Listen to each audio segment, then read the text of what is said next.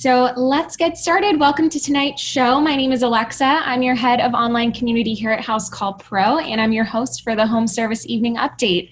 I'm joined by my co-host Roland, who's co-founder of Housecall Pro, and Mel, who's our Senior Vice President of People. You can think of us as your in-house marketing, HR, and business experts. We are here as your sounding boards. Every evening at 5 p.m. Pacific Time, Monday through Thursday, we've been coming at you live now for 11 weeks. And we're talking great guests have been on tonight. We are so excited to welcome Chester Elton onto our show. So if you are like anyone else, I feel right now in times like these, it's really hard to feel and express gratitude.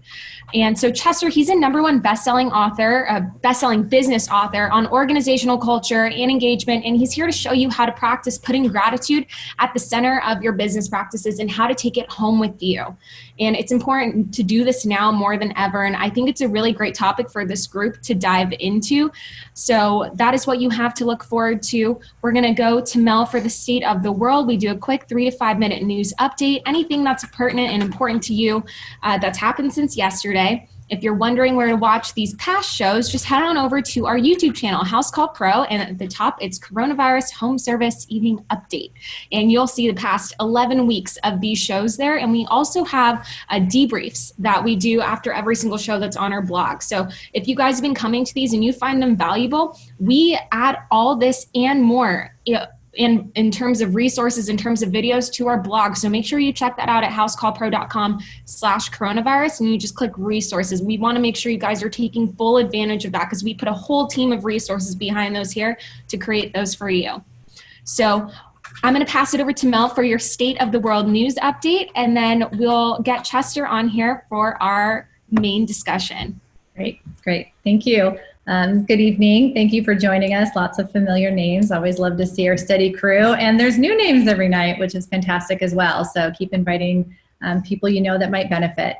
I'm Melina Fairley, Senior Vice President of People here at Housecall Pro, and please do feel free to call me Mel. And I'm extremely excited about tonight's guest. As many of you know, I've shared before, I'm not a reporter. I am a human resources professional, and before coming to Housecall Pro, and before I joined the tech industry, I spent 15 years at the grocery store Trader Joe's leading recruitment and development. And if you shop at Trader Joe's, or if you've ever been to one, you know that they're known for having authentic and engaged employees who are, typically empowered to do right by the customer. And we always got asked, how do you have such great people? And authors like Chester are one of those secrets. So at Housecall Pro, we're committed to bringing you thought leaders that you can learn from. And I'm looking forward to learning from our guest, Chester Elton, tonight, who's going to help us all become better leaders and better people. So I know Alexa's working on getting him on right now. So we'll continue with your evening update for Wednesday, May 27th, 2020. The Johns Hopkins dashboard is reporting over 5.6 million confirmed cases globally. We're at over 350,000 confirmed deaths. There we go. And 2.3 million recovered globally. Can you believe how big these numbers are getting? Here in the US, I am saddened to report that we have reached a fairly grim milestone at over 100,000 deaths as of today. Yeah. We've sort of been watching those numbers out. You remember earlier in the pandemic, we heard estimates of maybe 60,000 by August, then that went to maybe 100,000 by August, and certainly we've gotten to that number sooner than any of us would want to. Over almost 400,000 recovered, 1.7 million US cases confirmed. Lots of cool maps you can click into and take a look at. In terms of what's going on globally, South America has now surpassed all other continents with new daily cases. So South America now represents nearly 30% of global daily new incidences, with North America representing 26% and steadily decreasing. So we're watching the virus move from place to place. And also potentially overlooked in some of our conversations and in the news due to probably the total volume of cases here in the US is Mexico's concerning acceleration. So here to us in San Diego, that's especially topical. Mexico is currently number 5 in the Americas in terms of daily new cases and number 8 globally, which is pretty alarming. So we'll keep an eye on that for sure. Back here at home, according to a new study, a third of Americans are showing signs of clinical anxiety or depression, which is a huge jump from before the pandemic. For example, in one question, pre-pandemic, 25% of adults in the US said they experienced depressed mood. During the pandemic, this number went to 50%, so double. And I know that a lot of us are feeling it in our own homes and communities and workplaces. So those rates of anxiety and depression were even higher among younger adults and among women and poorer Americans, which suggests that the decline in mental health could be more about financial struggle than the virus itself. So this is a topic that we'll continue to touch on, is how can we do everything that we can in our power to help make the world a more tolerable, a better place, a more humane place during these strange times. So yeah, I feel like on the financial part of things too, obviously the government stepped in and tried to do a lot of help, but ultimately, that can only last for so long. So I think people are starting to feel, okay, well, is the government going to come in and help again, or are they able to find some other way to inject some stimulus? But ultimately, I'm sure for a lot of people, especially the ones that are currently unemployed, which is at staggering numbers right now, that's definitely a struggle something they're thinking about. Yeah, absolutely. And, schools are still one area that we're all waiting to hear more about. So schools are still a big puzzle. I mean, school districts are considering how to get students back to school, when to get students back to classrooms. So they're facing a tough situation of where to find the funding for this. So every back to school plan involves new spending. So the CDC is recommending masks, no-touch trash cans, cleaning the surfaces, the buses and the playground equipment daily, allowing fewer children on a bus, which would mean more bus trips, checking student and staff temperatures daily, which will mean more nurses and more staff, smaller classroom sizes. So as an employer, personally, and as a mom of 4, as many of you know, my kids are 6th, 7th, and 8th and 9th grade, although they finished this week. So the future of our schools and the future of our businesses are definitely tied together. So that's another topic for us to keep an eye on, well-being, and also the future of what schools are going to look like. And I do have some hopeful news, some positive news for those of you who are Disney fans. Disney World has announced that it will reopen its gates. So this ends a multi-month closure. So they are an enormous employer as well, some 70,000 people. So they are planning a phased reopening on July 11th for Magic Kingdom and Animal Kingdom parks, and July 15th for Epcot and Hollywood Studios. So that was announced today. They closed along with Disneyland here in Anaheim in mid-March because of the pandemic. So no plans yet with our local Disneyland here, but we're waiting to hear on that. And they're obviously implementing incredible numbers of safety measures to reopen and prevent the spread of coronavirus at the parks. And so we'll be looking to this very large employer and very large public gathering space to see what sort of future the new normal has in store for us, but certainly some positive movement over there. Yeah, also in San Diego, obviously, we've got a lot of parks here too. And so I know that Legoland and some of them are all submitting what their plans would look like for reopening, and they're all starting to target July 1st. So I feel like across the US, people are going through the different phases, trying to get approval to open back up. So, yeah, and I'm getting a lot of questions. I was on a webinar here in San Diego, just with the San Diego HR Forum, where I was a panelist about returning to work and what that looks like. And we had 200 people show up at 7 a.m. To log in. You think 5 o'clock at night is a big commitment. Imagine 7 a.m. to talk about how businesses might begin to return. And a lot of companies, small and mid-sized businesses like ours, are looking at those larger companies with more resources, with scientists on staff, with environmental health, specialists on staff, to see what are they doing, and letting some of these bigger companies get ahead of us before we re-enter the normal world of work. Yeah. So I feel like in terms of recovery, I'm going to show some more good news here. So I'm going to jump over to the trades index and just dive a little bit deeper into what some of these numbers mean as we're waiting for Chester to also log back in. So going to see what we can show you guys here. So Roland's always got plenty of data to keep us busy. So there's so much data here. So we showed this a little bit before, but here's the great positive news is on this top graph here, you have your leading indicator, which is jobs scheduled for the week. In your bottom graph here, you've got a trailing indicator, which means jobs, once they were scheduled, they got completed. And as you can tell right now, if you hover over these two, the blue line is 2019, the red line is 2020. You can see it's just 1% below where we were in 2019. So this is really good. Plus, you can see this trajectory. My guess is that it starts to cross this line fairly soon. So what's good to see here is that it's not quite a V, but it's looking pretty good. What the other benefits are from this Trades Health Index, you guys can go here, is really simply you can go from here and search by different trades. So for example, I know that home cleaning, because it's not essential, struggled for a little bit, but you can see here too, they're starting to actually have more bookings than where they were in 2019.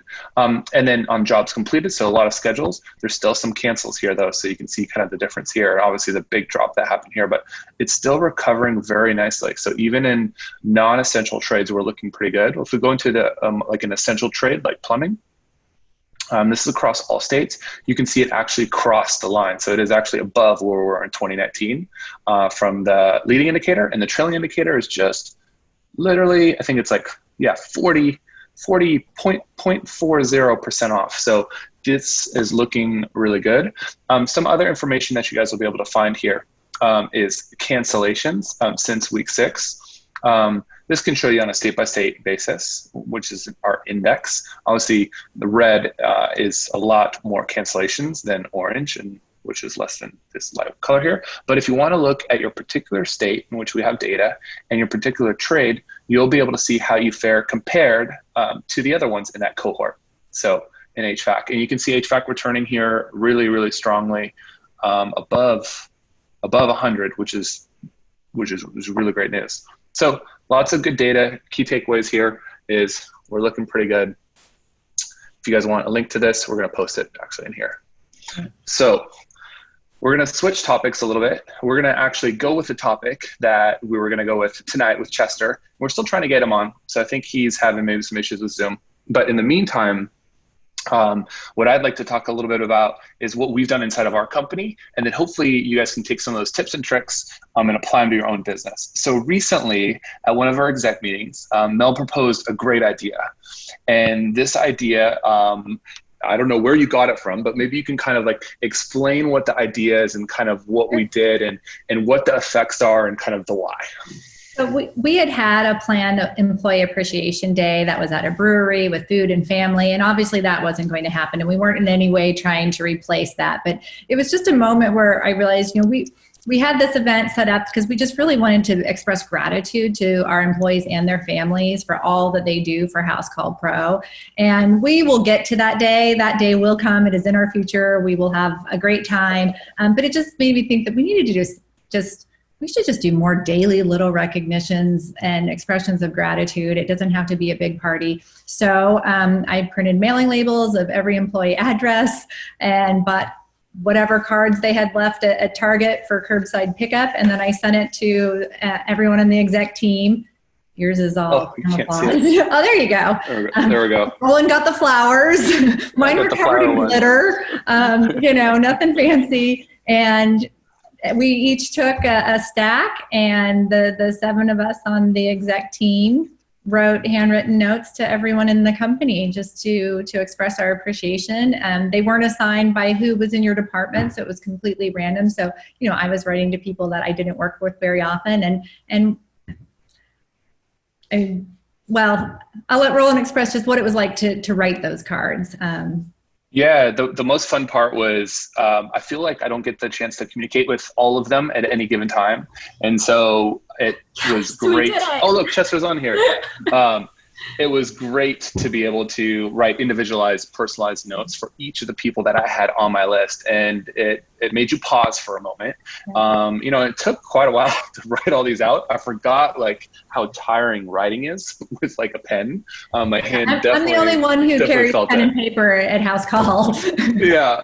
So that was quite the exercise. But it was really nice getting some of the thank yous back too afterwards that were definitely personalized. So that's something that we did in our company that worked really well, I think. Starting off with gratitude, that was our our hack or one thing that we've tried. Actually, we've tried many things, but just within the recent weeks. Okay. So Chester, we just have to let everyone know what we just went through together over the last 5 minutes. I was half listening to you guys and half on the phone with Chester. So we had a scheduling miscommunication, and Chester was like, I'm on a walk right now. Can I do that? Is it happening right now? And he was like, yes. And he starts running back to his house, and he's here now. You made it. My God. At some point, I might whisper, call 911. You don't seem too out of breath, though, which is really good. Yeah, I've had, You're in shape. Yeah, I'm a quick recovery guy. Yeah, excellent. Anyway, delighted to be with you guys. This is going to be a lot of fun. Thank you, Chester. What did you just tell me? This, because I said we're going to laugh about this later. That the best stories are, what did you tell me? Well, I've got a friend, he says, no matter what the occasion is, it's either a good time or a good story. And if you're lucky, it's both, right? Yeah. I like that quote. I'm going to have to steal that one. We're going to get hold on. There we go, the lighting. There we go. Chester knows. He knows about the lighting. All right. So welcome, Chester. Let's dive right into it. Roland, why don't you start us off? Yeah, so obviously, as a little bit of context, our audience tonight is blue collar, home service. We actually have some SMBs as well, some restaurateurs, but primarily in the home service, typically from owner-operator up until about 30, 40, 50 kind of trucks.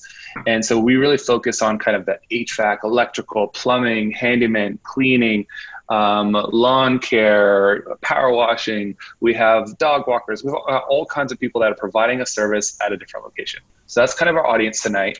And when the pandemic hit, obviously we didn't know what was essential, what was not essential. Then the government said what was kind of essential. Every state is different. They were kind of frozen and kind of trying to figure out what to do. We put together this nightly cast to try to give them great information. Mostly it was around EIDL, PPP loans in the beginning. And now we've had the pleasure of having guests like yourself on to just give inspiring tips, moments, all kinds of ideas, things that you're trying. We're going to talk about leadership, which is a great topic, something that I hold dear. I know Mel does, as well as Alexa. So we're excited to have you on. These are our guests. So obviously, you've done a lot in your career. You've seen a lot of people. You've talked at a lot of places. You've written books, and we're going to share more about your book later down the road here. But what is something, if I were to ask you, hey, Chester, let's see here. Can you just kind of introduce yourself a little bit and tell them all the things kind of that you've done and what kind of brought you to this moment? Well, it all started back in Edmonton, Alberta. I'll give you the abbreviated version. So my co-author, Adrian Gossick, and I, for literally the last 20 years, we've been studying workplace culture, leadership, and this idea of how important gratitude is that holds all these things together. It's really interesting. We wrote a wonderful book called The Carrot Principle. And it was about, how when you receive an award and the symbolism and when people felt valued and appreciated, how good things happened, right? Mm-hmm. Retention went up, customer satisfaction went up, and so on. Well, the more we got into it, it didn't make any sense to then not study culture, because it became very evident that if you didn't get your culture right, the recognition didn't matter. Right? If you had a toxic culture, just throwing a bunch of awards at people just made them think you're trying to work harder for less, right? So we took a deep dive into culture, and we found that, people needed to believe what they did mattered, that they made a difference, and when they made a difference, somebody noticed it and celebrated it. Well, that then took us into leadership because, culture does start at the top. And if you've got a good culture, it permeates right down to everybody, right? And so we took a look at leaders and said, the way a leader acts, she or he then gives everybody else permission to act the same way, right? If you're really pounding on people and you rule with an iron fist and you manage with fear, that's what your people know. And if they want to be a leader, they think, well, I've got to act like that. So here's what was really wonderful is as we started to study like best in class leaders, not good leaders, extraordinary leaders, every one of them led with gratitude. So while the Carrot Principle was about the event and the symbolism in the award, which I think still has an important place, gratitude is engaging people emotionally, right? You've got a relationship. I know, you look at the Gallup studies and the Willis Towers Watson, highly engaged employees believe that their company, their culture, and their supervisors care about them as people. There's that emotional connection. So we really felt a mission to write Leading with Gratitude, because as we started to look around, there was this, the Twitter bombs, people would just say nasty things and hit send, and, Facebook bullying and school bullying, and the political discourse was so disconnected, and it was starting to bleed into business. That if you were going to be a good leader, you had to be tough, and you had to be kind of mean. And yet all the data shows that if you lead with gratitude and you care about your people, it's a much better way to lead. It's more productive, it's more innovative. And by the way, every one of these incredible leaders, and I'll talk to you about some of them as we go, not only did they lead with gratitude in their organizations, they all took it home. It had become a part of their DNA.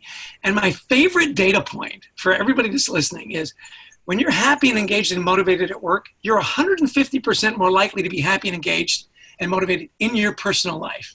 Wait, say that again. What's that number? Yeah, 150%. Right? Yeah, it's big. And so here's the thing. Then leadership became even more important, because you need to send your people home happy, because that ripple effect is so important, right? Mm-hmm. The ripple effect into families and spouses and partners and to your community.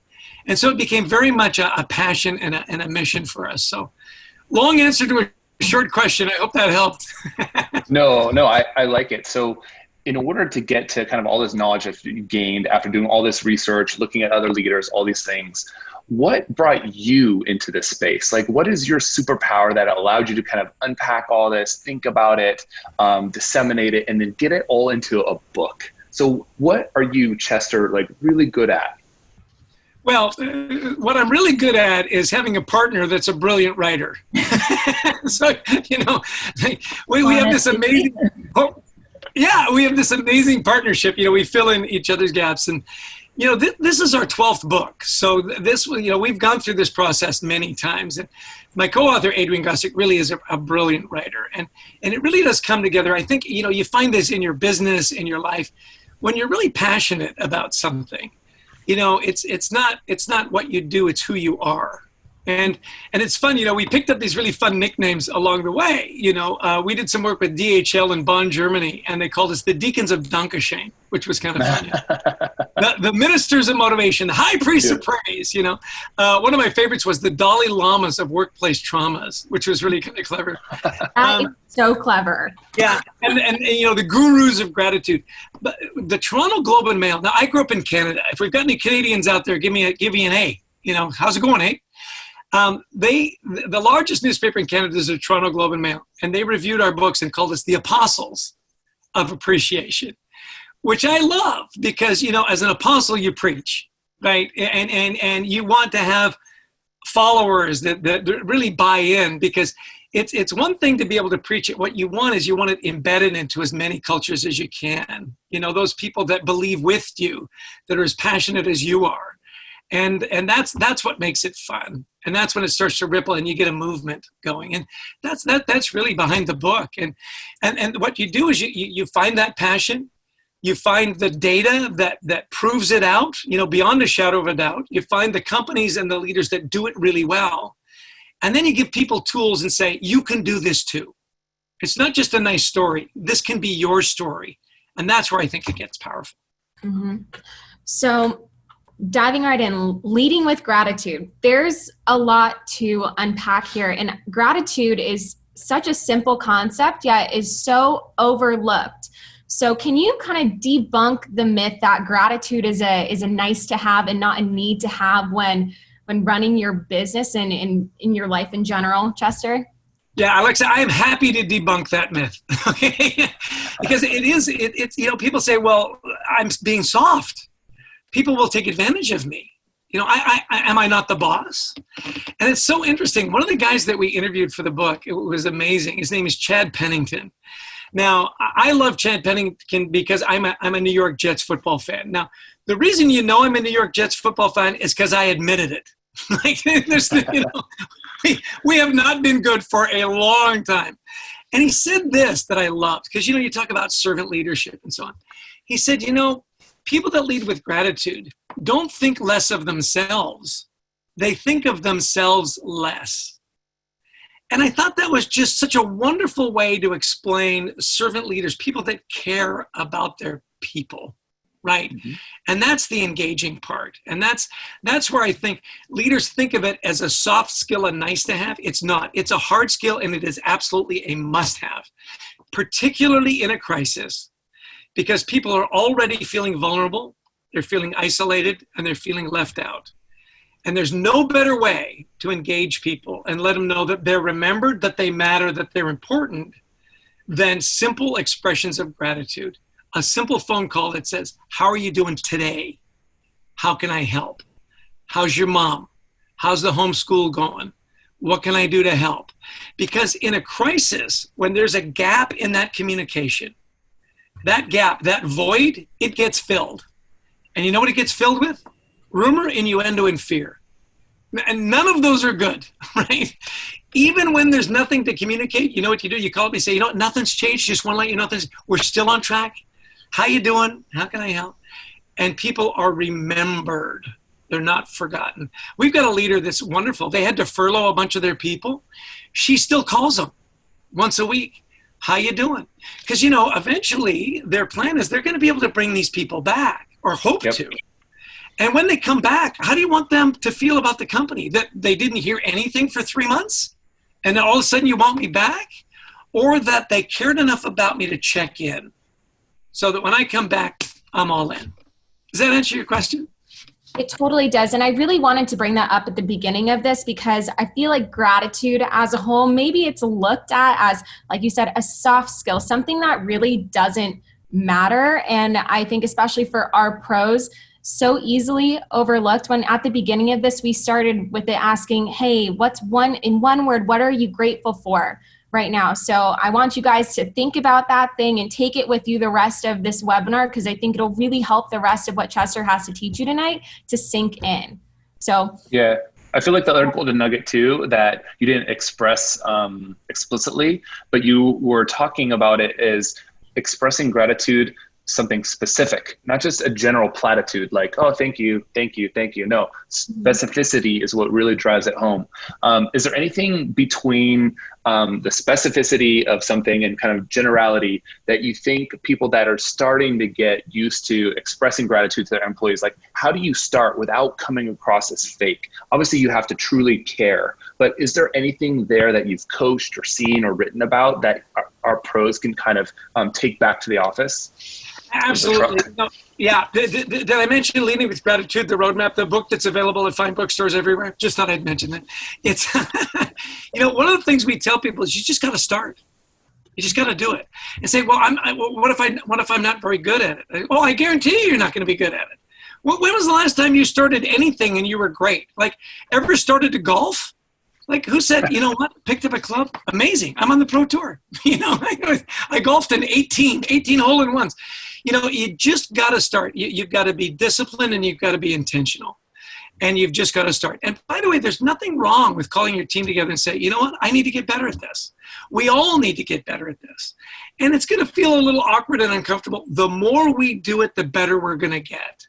I love the analogy. I use my wife, and as our kids got older and she said, look, I've got to start to exercise. And so I'm going to start to run. Now, anybody that has started to run, you hate it when you start. I mean, there's nothing, nothing fun about it. Yeah. I had the runner's high. There is no, stop it. There is no runner's high. You run, then you throw up, and then you keep running and you throw up again, right? So she started to run, and then she, got a friend to run with her. And then she got, better shoes and so on. See, initially she was a woman that ran. The more she ran and the better she got, there was this tipping point where all of a sudden she went from a woman that ran to a runner. Mm-hmm. And all of a sudden she was running Ragnars, these 200-mile relays with a 12-member team, right? And it's the same in anything. You've just got to start doing it. I like to say, look, set up some triggers, be intentional and be disciplined. We've got a leader, down in Dallas, Texas. He puts 10 pennies in his left pocket. And he says, I'm going to set a goal to have 10 positive interactions with my people every day. And I'm going to keep track by moving a penny from my left pocket to my right pocket. Now, he's looking for little wins along the way. That's in the roadmap in the book, right? Celebrate little wins. Why do you celebrate little wins? To build momentum to get to the big win, right? Like if you're a sports fan, do you wait till the final score before you cheer? No! Like if you've got kids that are in sports, like I remember my kids, I cheered when they got the cleats on the right feet. You got to build that momentum that goes, and that stuff goes a long way in keeping people engaged, keeping them valued. So I say to leaders, look, do it now, do it often, don't be afraid. And don't be afraid that you're going to make mistakes. Plan on making mistakes. That's going to be part of the journey. And once you get over that, then it starts to get really good, really fast. Mm-hmm. People appreciate the effort.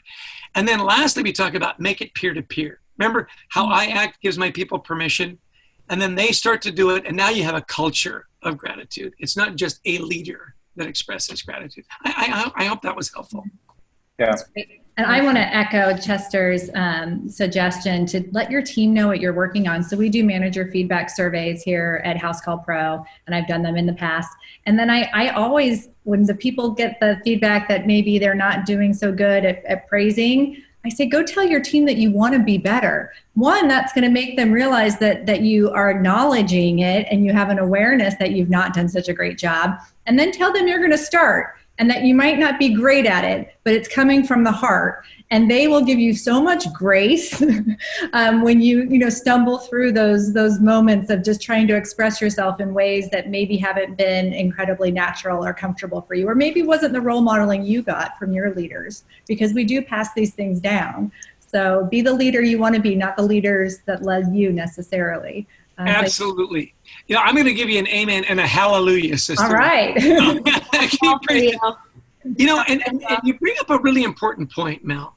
And that is, as you go through this COVID thing, it's going to end at some point. Probably not as soon as we'd like it to be. It will eventually end. When you look back on this experience, how do you want to be remembered? Mm-hmm. What will be your legacy? And I think that's a really important question. Do you want to be remembered as the leader that did take care of his or her people, that cared about them enough to check in, to make sure they were okay, and when it was time to call them back or when you get back to them, they loved coming back to work for you? Or are you going to be remembered as the leader that furloughed me, I didn't hear from you for 3 months, 4 months, and then all of a sudden you were my best friend again? Come on. Yeah. The answer to that is pretty simple. What do you want your legacy to be? What do you want to be remembered for? And I think if you pause and think of that, it'll be easier to change your behavior. At least I hope so. So I like to say the legacy you live is the legacy you leave. You don't get to choose it. So you live it every day, and that will be your legacy, but you don't get to narrate it yourself.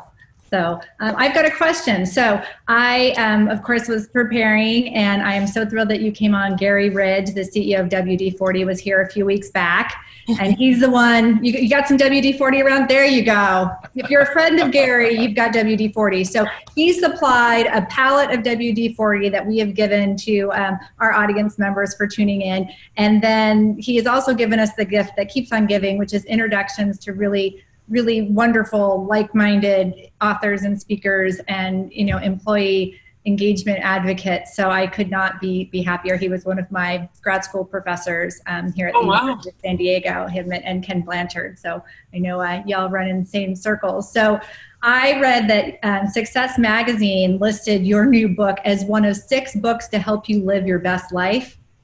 I mean, I know, how great was that? And yours was number 1? Yes, I was going to say, there's 6 books and it was number 1. It's always good to be number 1. It's always good to That is true.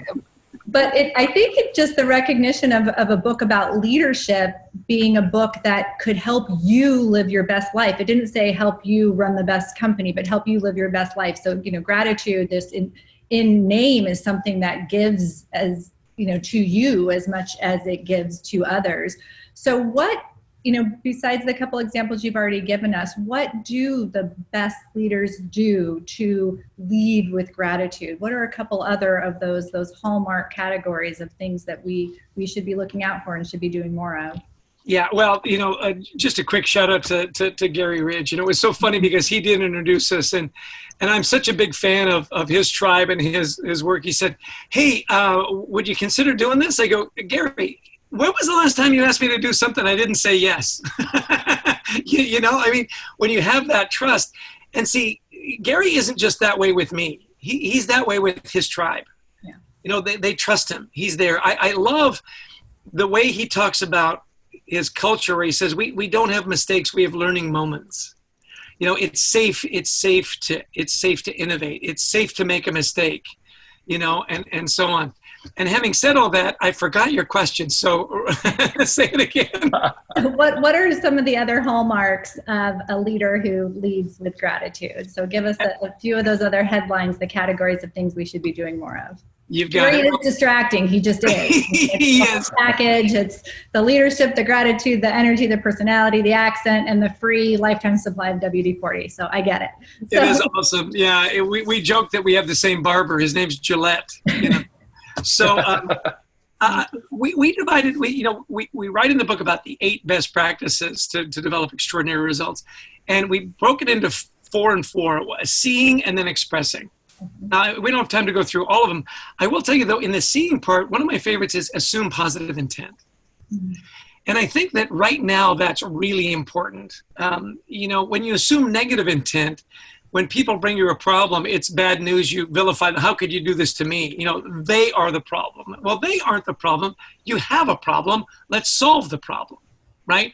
As at WD-40, we have learning moments. We don't make mistakes. Mm-hmm. And I think now more than ever, right, you've got this dynamic where the commute from work to home for a lot of us is adored. Mm-hmm. And you go through that door, then all of a sudden you're home. Well, you're also working, and you're also maybe homeschooling, and you're also maybe worried about an aged parent, or you've got a child with asthma, or whatever it might be. And so assume that people are trying to do the best job they can. The dynamic is a little different. So assume positive intent and be patient. Be patient with your people. Mel, you might say, give them a little grace, right? To understand that life is hard in a lot of different dimensions. And then in the expressing part is tailor that gratitude to the person. The old school was we treat everybody the same because that's fair. Well, to that point, at Thanksgiving, we send a turkey to everybody. Well, what about the vegan family? Their neighbor's going to get that turkey, right? Which the neighbors will probably be thrilled. It's not what you want. So do they need a little more time with their family? Do they need an upgrade to their Wi-Fi? Do they maybe, whatever the needs may be, know your people well enough so that when you see what they're doing, that you have a chance to express your gratitude in a way that's really meaningful to them.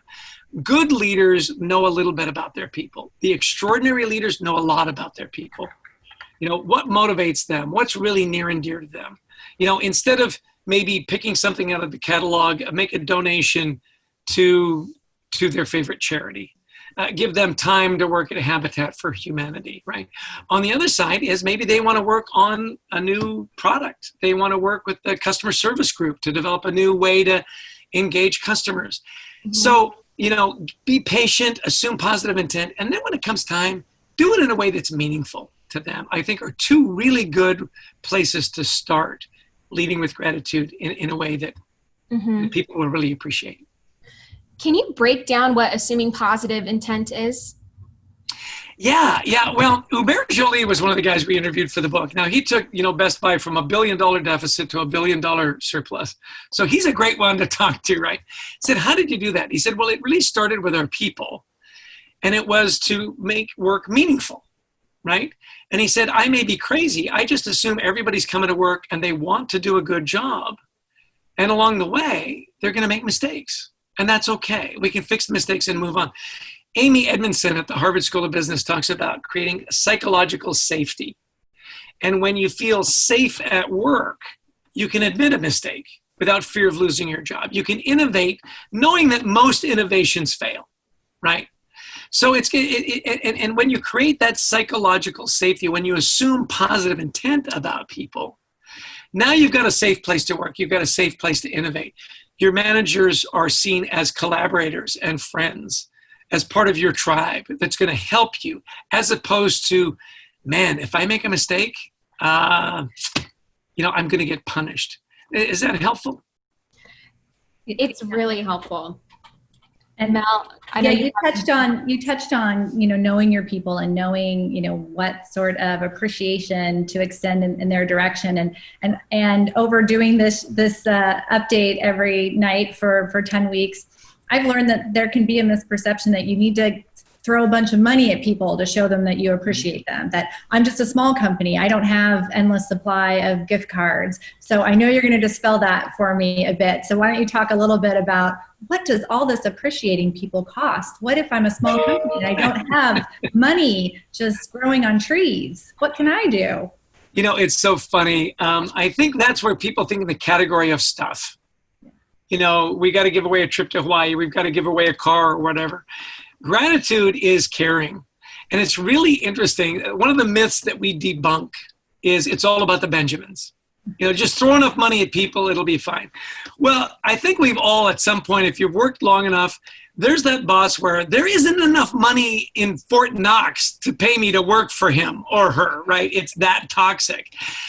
And when you think about how long does it take to pick up the phone and say, how are you doing? How can I help? Mm-hmm. How long does it take you to send a little text? Hey, thinking about you and your family. I know that you've been through some tough times. You need somebody to talk to, give me a call, right? How long does it take to write a little thank you note and drop it in the mail? Really, most of the things that we talk about really cost next to nothing. I mean, really, it does take time. Now, another myth is I'd do more of it if I had time. Mm-hmm. So that's your excuse. He goes, well, yeah, it's COVID. We're doing more with less. This is hard times. I go, so let me get this straight. So Alexa is doing a great job. And you can't find a minute to say, hey, Alexa, great job. So, well, yeah, it just got so much to do. I said, great. Alexa screws up. How much time you got now? Right? I'm on that like in a New York minute. So you got to flip that over. If you've got time for screw ups, you've got to have time for successes. I mean, it really is that simple, and it doesn't cost. In fact, the return is more than you would think. I mean, the return that you get for sticking a little thank you card, a handwritten note in the mail, mail is not that interesting now. I don't know if you've noticed, right? It's bills, it's junk mail, and it's credit card offers. That's pretty much it, right? When you get that little envelope that's clearly a handwritten note to you, are you kidding? And how much does that cost? And as I do my executive coaching, I go, look, you need to write a thank you card a day for the next week and tell me what happens. And here's the miracle that happens, right? What did your mom and dad teach you? It's always better to give than receive, because when you give, you always receive. It comes back. Like if you're having a tough day, go appreciate somebody. They feel better, and guess what? You feel better. I mean, it's that virtuous circle that just, starts building that culture where now we can talk about problems. Now we can solve problems. Now we can be vulnerable. We can really dig down and we can get stuff done. So what does it cost? I'll tell you, the cost of not doing it is way higher. Absolutely. Than the cost of doing it. And really, it's your time. We broke it down. Leaders that work a 50-hour week, it's about an hour a week. Come on, you can find an hour. And Chester, I swear on your walk, you must have been listening to us do the evening update, because before you came on, we were talking about how we just, as an executive team, sent handwritten notes to everyone in the company to express our gratitude. I'm going to read one thing. I'm not going to tell the name of the employee, but I wrote a stack, Roland wrote a stack, our CEO wrote a stack, we all wrote a stack. And this is what I got back from one employee. We were encouraging our pros, our audience, to do this. And this employee wrote to me and said, just wanted to thank you for the lovely note I received in the mail. It made me feel so seen and cared for. I'm so grateful to work alongside you and the entire executive team. Come on. Mm-hmm. Like tears. Those notes I got mine yesterday, and I was like, mail? I don't get anything but packages anymore that I order from Amazon when I shouldn't.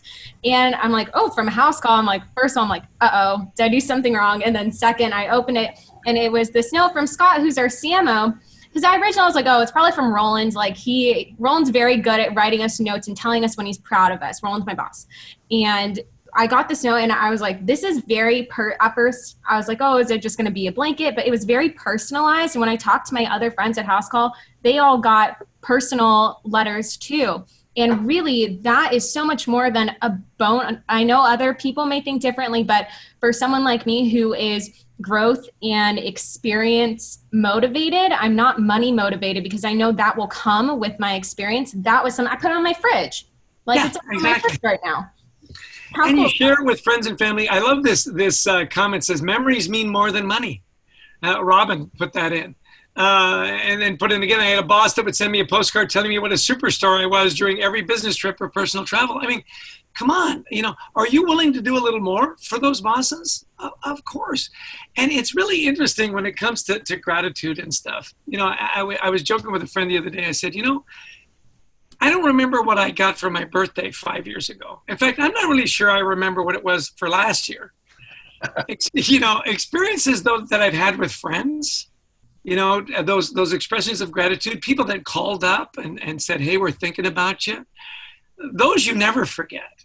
And I'll tell you, right now, the power of being remembered is really important, that I'm not invisible. I'll tell you an interesting story. A friend of mine, we were talking about simple expressions of gratitude. And, we live just outside New York City. And so when you're in New York, there's a lot of homeless and you give whatever. And he said, by the way, whenever you give to someone on the street, do you ever ask them their name? And I said, I never do. He said, you know what? They're already invisible. Next time you have an interaction, ask them their name and see what happens. So we were on a walk for Mother's Day. We were out in the park. And now in Summit, we don't have a lot of homeless people. We do have some, right? And we're on the walk, and there's a guy clearly homeless. He's got the plastic bags next to him, and he was dressed fairly well. It was a bit of a chilly morning. And my son Carter said, boy, that's tough. I said, yeah. He said, we should do something. I said, well, what do you want to do? He says, well, I've got an extra granola bar. I said, I've got a little bit of cash. Let's go talk to him. So I go up and I say, hey, buddy, how's it going? He goes, it's okay. I said, what can we do to help? He said, well, if you had a little extra food and some cash, that would help. And I said, you know what, buddy? You're in luck. We got both. And we started to laugh, and I handed it to him. And I said, by the way, my name's Chester. What's your name? He goes, oh, my name's Ed. And I got to tell you, in that moment, everything changed. All of a sudden, he wasn't a guy begging for food and money. It was just Chester and Ed talking about the wind and the weather. And, the Jets probably wouldn't win the Super Bowl in our lifetimes. And we could laugh. And I'll tell you, as we wrapped up, I said, you know what, Ed, I want you to know. I hope you find a warm place tonight. And I just want you to know Chester's cheering for you. And he said, you know what? Thanks, Chester. And he was remembered. Well, from that experience, think about your employees. Yeah. Are they being remembered? A simple note, a simple call. That power of being, I'm not forgotten, is really powerful. Yep. A quick little hack for some of you. One pro once told me one thing that they did was they had all the trucks in the shop every morning, and people would come into the shop, they'd do their morning briefing, get in their truck, go out on their way. What they did is they left the notes in the truck. So when the employees started their day, the first thing they did was read the note. They would show up super happy at the customer's home. That was a great way to start the day. And I was like, oh, I got to remember that hack. That's a great thing to do. So for those of you that are out there, you've got people driving around in trucks. Just because you don't have an office doesn't mean you can't find creative ways to do things like this. And I like to say we're never far from the playground. So, the parents out there, remember writing the notes and putting them in the kids' lunchbox? Or writing on the paper bag or on the sandwich itself, and how excited a kid would be. There's a little bit of kid, hopefully, still inside of every one of us. So you can mature those ideas to notes in the truck, but don't be afraid to think about the things that would delight your family in ways that you can bring those to your employees. So Chester, that a little bit leads me to my next question. You mentioned that if we can make work more meaningful, we can truly make our lives more meaningful. So talk to us about how we can take it home, how we can take that leading with gratitude home and improve our lives and make our lives richer. Yeah, my favorite part of the book is at the end, we put together what we call a baker's dozen, 13 ideas on how you take it home. And it's just lovely. Like I said, these leaders led with gratitude in their workplace. They all took it home. All of them did, which was really reaffirming. And so we have a couple of fun tips. Like we got a friend, Dave Kirpin. He's got an online media company in New York. And he said this was pre-COVID. He said we try to have dinner with our kids as often as we could. Now with COVID, you're having dinner with your kids every night, right? And he said the conversation was never very engaging. We'd say, "How was school?" "Fine." "What did you learn?" "Nothing." They're kids, right? So he said, we're going to change that. You have to answer 3 questions at every meal. And the questions are these. What was the best part of your day? Who are you grateful for that's not at the table? And who are you grateful for who's at the table who hasn't been thanked yet? And he said that everything changed. Everything changed. One of the other great ways to take it home, my wife and I have this tradition. We've been doing it for a long time. At the end of the day, we say, what are your 3? What are 3 things you're grateful for today? And Berkeley and Penn did these great studies on the power of gratitude, ending your day in a grateful state. Simple little things like the sun was shining today, or we got a note from somebody, or we got to see the grandkids, whatever it might be. And they found that when you end your day with gratitude, you sleep a little better, your blood pressure's a little better, and you just feel better about life. I'll tell you right now, one of the things that we put in the Baker's Dozen that I think is really important is embrace hard times. This is hard. It's hard to, for your kids to homeschool. It's hard for them not to be with their friends or be able to play on their lacrosse team or the soccer team or whatever it is. And, this is where you really learn. Like when we talk to great leaders and we say, tell us about your career, you know where they always go? The hard times. When we were on the brink of disaster, right? And why? Because that's where they really grew and developed as leaders. So instead of saying, why me? Ask, what are we going to learn? What's our legacy going to be? And then one of my favorites was, give your kids a break. They're kids. Like we homeschool our little 5-year-old grandson. He's 5 years old. And, we got to put him in front of the screen for like a half an hour and then a half an hour and then a half an hour.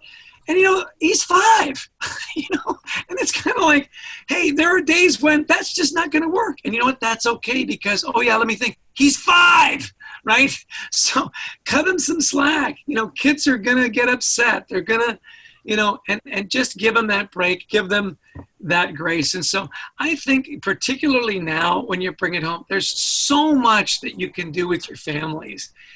Don't leave your best self at work. Take your best self home. And I we say, look, it's a better way to lead. It just is. More than that, it's just a better way to live. It just is. And when you embrace it, everything calms down. Everything gets a little easier. Things slow down.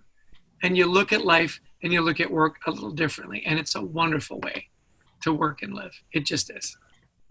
Oh, yes. Great. I'm like, preach. Wow. Okay. We've got a lot of questions still even left in the outline, but some of you guys have brought up some really good questions in the chat and the Q&A piece here. But before we get to the Q&A piece, based upon what you know now in our customers and kind of things that you've talked about, who is someone within your network that you think would be good on the show? Who would be good on the show? Yeah, who can you introduce us to that would come give us words of wisdom and preach just like you did? I just had a really interesting guy on my Leading with Gratitude live show on LinkedIn. And his name is Alan Gannett. And he wrote a really interesting book. He's a young guy. He's like 30 under 30 for, Inc. magazine and so on. And he talks about the creativity curve.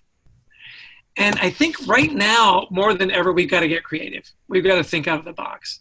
And he said, a lot of people think that creativity, you're like born with it. He said, absolutely not. It is a learned skill like anything else.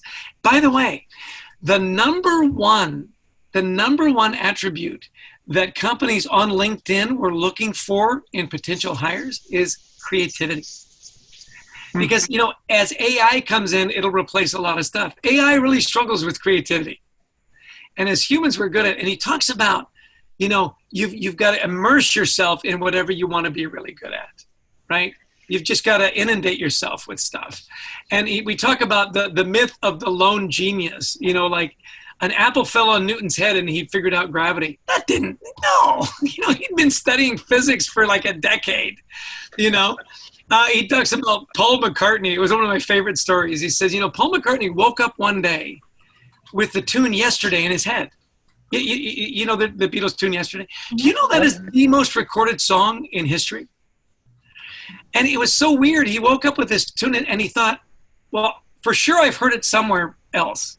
So literally for like 2 years, he would hum it to friends and say, do you know this tune?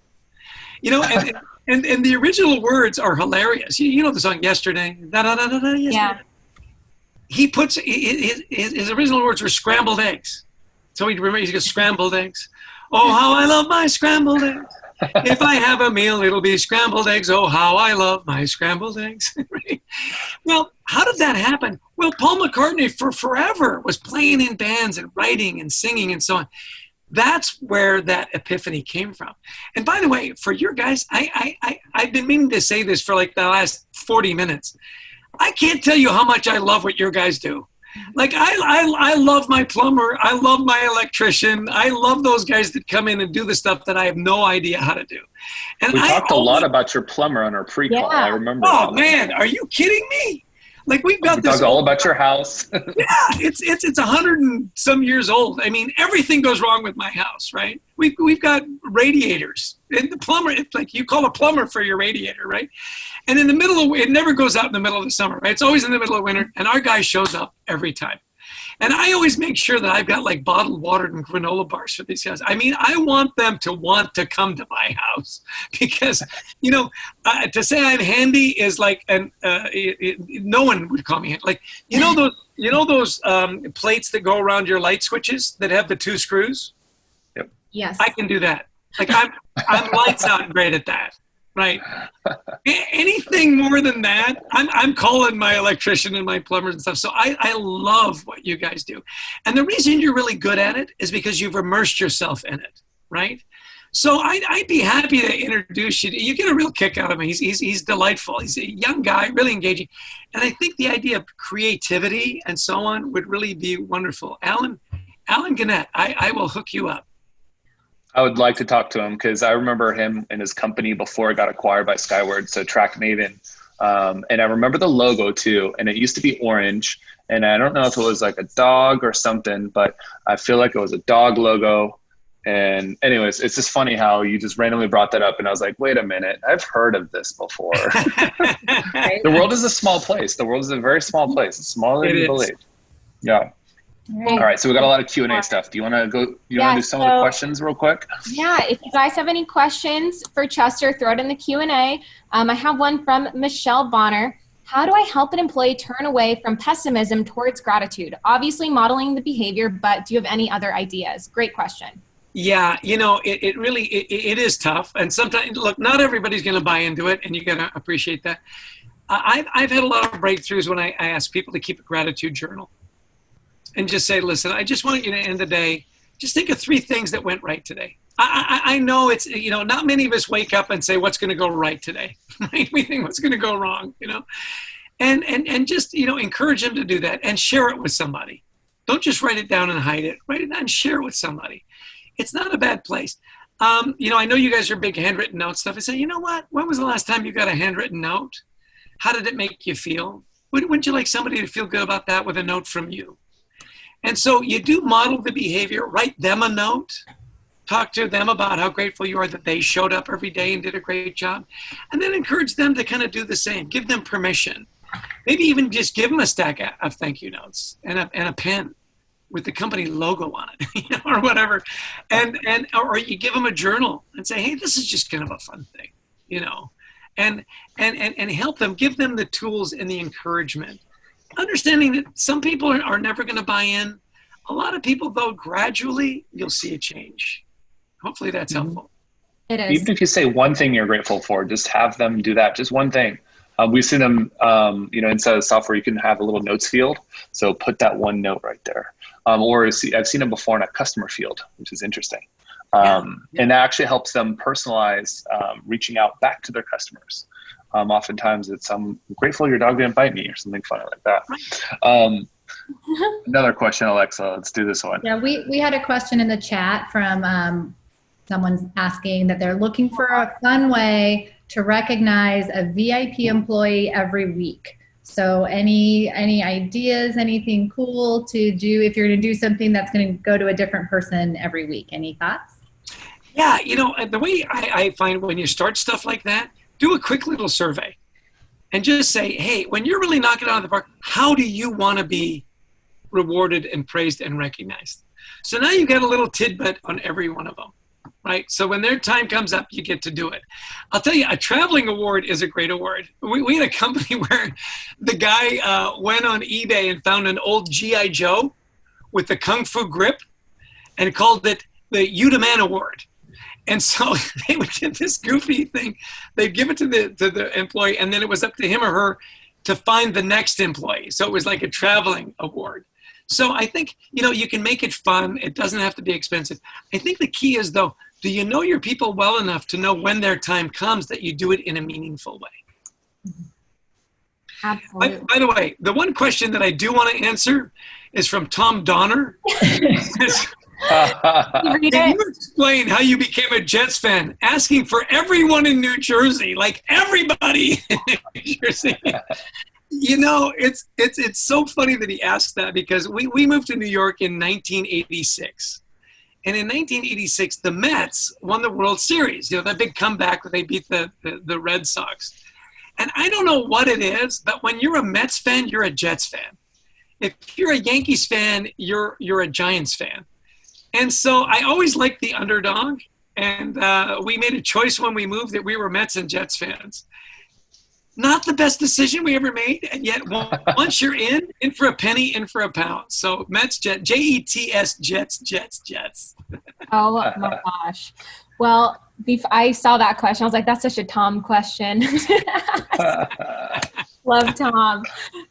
We actually had Tom on our show, I think the first or second week here when this hit, sharing his experiences. So we appreciate you, Tom, showing up every single night, both to be on the show and to watch. So Chester, our last question to you before you wrap it up when we talk about the book giveaway that we're going to do and where to find you online. I already posted your LinkedIn there. Everyone go follow Chester. I have, so is Roland and Mel. If our pros were to do one thing tomorrow morning, out of all the great things you taught us today, what's the one thing that they can do to start leading with gratitude that's actionable? You know what? Start the day with thank you and end the day with thank you. Just look for reasons to say thank you. It's really powerful. And, you've got to have that attitude that there's positivity in everything. I'll tell you a cute story about my dad. My dad was the happiest guy ever. And in our church, everything's volunteer, right? So he was volunteering in the youth group. And every congregation's got that miserable congregant, that wants everybody else to be miserable too, right? And I'll never forget, at the end of church, she comes up to my dad and says, Mr. Elton, you think all the kids in our congregation just love you. Well, I'm here to tell you they don't. And he looked at her with a big smile and said, well, thank you. And she said, well, it wasn't a compliment. And he said, too late. So, find reasons. Even when people criticize you, or they're giving you that negative feedback, say, thank you so much for pointing that out. Just turn it on and say, he had a great expression. He said, you have to choose to be offended. Choose not to be offended. And I loved it. He said, I get to the point where I decided that no matter what people said to me, I was going to take it as a compliment. He says, not only does it make it easier on you, it drives the other person crazy. They want you to be upset and you're not upset. So I would just say, look, start the day with thank you, end the day with thank you. Look for reasons to be appreciative. And that's something you can do tomorrow. That's great advice. I love it. And it's simple too. It's something you can start doing tomorrow. So all of you guys watching at our live show tonight, start tonight. That's right. You don't need to start. Tomorrow. All you guys that are watching live, do it. And then everyone else that's watching this as a recorded version, go do it too, because tomorrow's still tomorrow.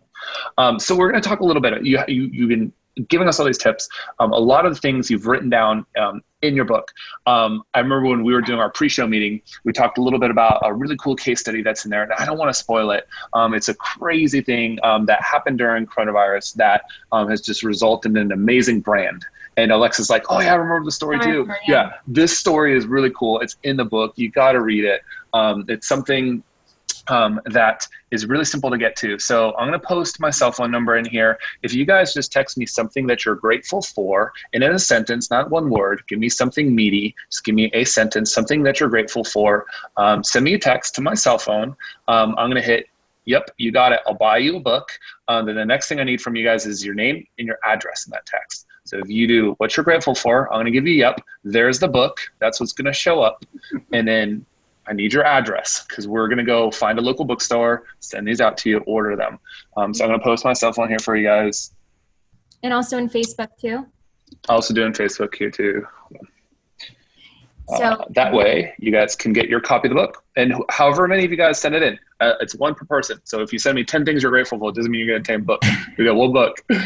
So send me your best thing. All right, so I'm going to put it right here. You know, and while you're doing that, you know, Father's Day is coming up. It's a wonderful gift. You know, if you've got an anniversary, a bar mitzvah, seriously, it's a number 1 out of 6 of the best books, right, Mel? Absolutely. Success Magazine, books to help you live your best life. I love it. Okay, so one more time for how to get a copy of Leading with Gratitude. Text what you're grateful for. We don't want just a one word like we did at the beginning of this. We want something meaty. After learning and being here today, what are you grateful for? So text. All right, I'm getting a ton already. Good. There we go. Good. This person said, first time having all positive employees. That's amazing. That's great. So Dan, your book's going to be on the way. Yes.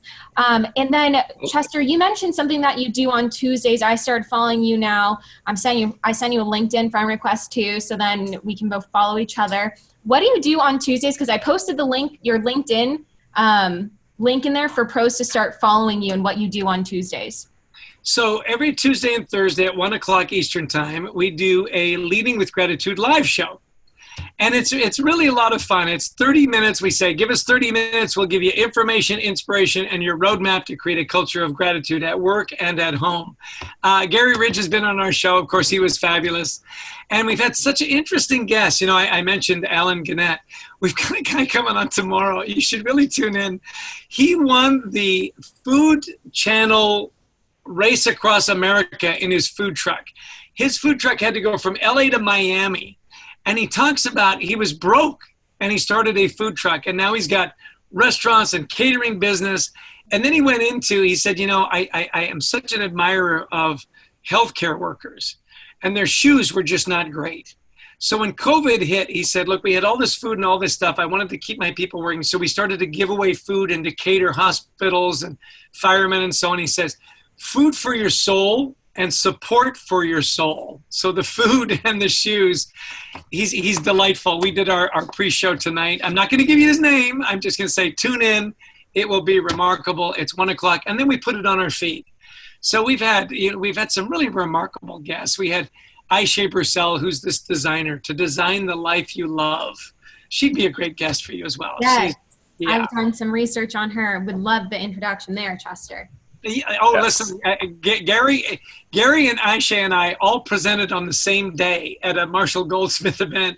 We sat at the same table and we've become fast friends ever since. So whether it's me or Gary, we'll get you Aisha. She is remarkable. And it's 1 p.m. Eastern, Chester?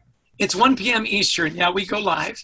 And we also have a wonderful website for you, by the way. It's called leadingwithgratitudebook.com. And there's some free resources. You can actually download the foreword. You can download the first chapter. And actually, the first chapter is a story about Gary Ridge and how he took WD-40 through the last recession. And really wonderful. All the tools, you know, we really do say it's a roadmap. Well, we really just touched on the tip of the iceberg. Really, if you want to develop a great culture of gratitude, if you want to be a better leader, great data, great case studies, and most important, the tools to actually get it done. I feel like we have a Housecall Pro book club now. I feel like it. Literally my phone has just been like blowing up. I've got probably well over 30, 40 texts. It just keeps on coming. So keep expressing your gratitude. This is a lot of books, and hopefully Ian doesn't take away my corporate credit card. So. You know, as an author, now I really do regret that we don't have 10,000 people on this call, because that would really help us on the bestseller list. You're funny. Well, Chester, thank you so much, first of all, for picking up the phone after one ring. You said, "It's Chester." And I said, "Hey, Chester, it's Alexa. Where are you at?" And you're like, "Oh, okay." And you ran back to the house, and I felt like I was there with you. And thank you for your infectious positivity and energy. It wore off on me, and I know on Roland and Mel and our pros too. And I'm really, really excited to hear what everyone writes into Roland about what they are grateful for. And you guys now know where to find Chester. This video will be available to be rewatched if you want to catch it a second time. And then, of course, you can catch him on LinkedIn on Tuesdays and Thursdays at 1 p.m. Eastern. Yeah, one last thing, actually. We just started this. LinkedIn offered the influencers a chance to have a LinkedIn newsletter. And we're going to do it once a month. We call it the Gratitude Journal. You know, great stories, great tips, great ideas. Would love you to subscribe to that as well. And, Alexa, Mel, and Roland, we started off, said, I've got a friend that says, no matter what you're doing, it's either a good time or a good story. And if you're lucky, it's both. And you know what? Tonight, it was a good time. It was a great story. It was both. Thank you very much. Yes. Thank you for being here. Awesome. Bye, everyone. Thank you, guys. See you guys tomorrow. Bye, pros. Everyone tomorrow. Bye, Chester. Bye. Bye-bye. Chester.